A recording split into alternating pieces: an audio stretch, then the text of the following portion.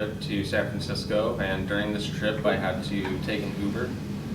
And when I took this Uber, when I requested it, I got a text message back asking if I was interested in taking a self-driven Uber. And then I said, I replied yes, and then about 4 or 5 minutes later, the Uber arrived, and then the Uber was there with someone in the driver's seat and someone in the passenger seat. The person in the driver's seat was going to be there in case the car malfunctioned at all. He was going to have to take over the steering wheel or any controls. And the person in the passenger seat was the engineer who was going to just be running all the diagnostics of the vehicle during the trip. And then so I got in the car, and we got to the destination in about 5 minutes, and the driver never had to take over the controls. That was pretty cool. You should listen to my speech today because I'm going to show you a new way to optimize your time in the future. My speech today is about self-driving cars. There are 3 things to know about self-driving cars. First, I will discuss a bit about how they work. Second, I will discuss the current state of self-driving cars. And third, I will discuss the future of self-driving cars. That takes us to the first point, how self-driving cars work. Self-driving cars use a number of sensors and cameras on the outside of the vehicle that can be in the front, the top, the side, or the back, or a combination of.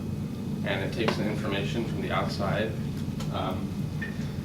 environment, and it is like seeing street signs and road obstacles and pedestrians and parked cars and moving cars, and it's taking in all the information that a human would have to take in to operate a vehicle. The Society of Automotive Engineers defines 5 levels of automation. The first 2 levels require that a human is completely aware during the driving process, because in the first level, only the steering and the acceleration and deceleration are being controlled by a computer, and in the second level, a system is controlling both the acceleration and deceleration and the steering. In the third level, that's what the Uber car was at. It's completely autonomous, and it just only has to be intervened by a human when the computer in the car signals them to do so.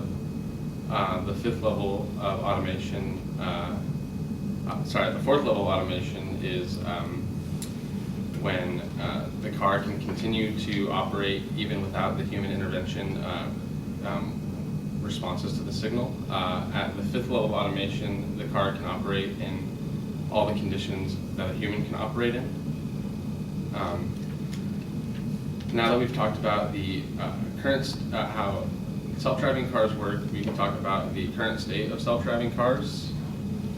Currently, there are 19 companies trying to bring self-driving cars to the market by 2021. Some of those companies include General Motors, Ford, Tesla, Uber, a company called Daimler, who is the maker of Mercedes, who are trying to bring self-driving big rigs to the market. Currently, we are at levels 2 and 3 of automation. We are looking to be fully autonomous by 2021. And Uber actually lost their right to operate their self-driving vehicles in California only a few days into the tests, because they did not file the proper paperwork with the state and the DMV. So hopefully in the future they will be able to operate their vehicles with more safe regulation. Now that we've talked about the current state of self-driving cars, we can talk about the future of self-driving cars. Right now, they are using autonomous technology in mining equipment, and they're able to log more hours with these different sensors and cameras, because they're in somewhat of a more controlled setting, because they know how many people will be on the site and how many vehicles will be on the site. So with them logging all these hours, it will help project the sensors for the future of the self-driving cars. And not only will the technology of the cars have to change, but also the technology of the outside world will have to change, because the sensors and cameras will have to be observing what our eyes see, and they would want to mass produce the sensors, so they would want to be able to work uniformly across America and potentially the world. And now that we've discussed the future of self-driving cars, that has been my speech about self-driving cars. We discussed three things today. First, we talked about how self-driving cars work. Second, we talked about the current state of self-driving cars. And third, we talked about the future of self-driving cars. And in the future, you may be able to optimize your time better by being able to do work on your way to work.